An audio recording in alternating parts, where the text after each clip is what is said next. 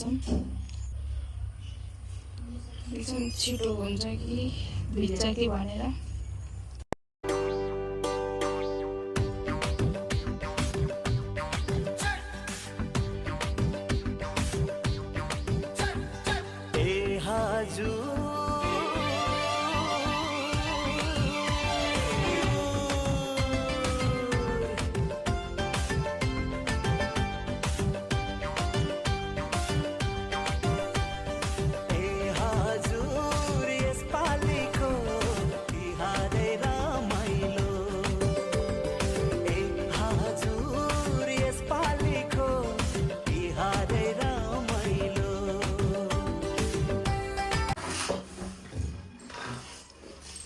अब चाहिँ साटो लगाउने कार्यक्रम हुँदैछ।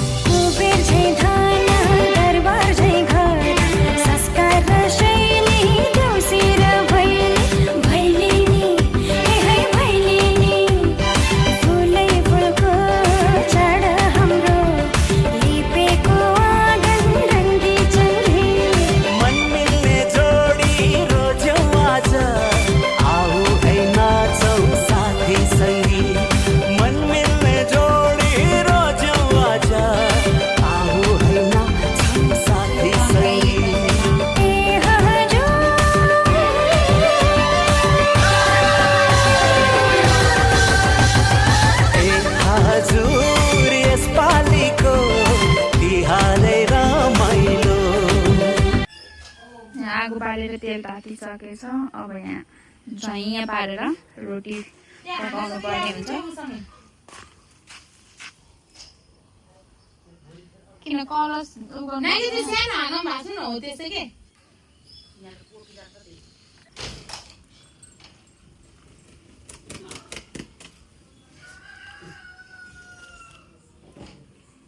नाम के हो? ह्याप्पी तिहार। आज हामीले के गर्न लागेछौँ? रोटी पकाउन लागिरहेको हो र? मम्मीले चाहिँ रोटी पकाउँदै हुनुहुन्छ।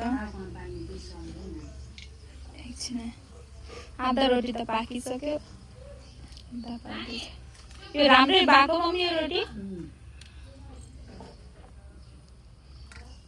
पानीमा चोप्दै बनाइराख्नु भएको छ।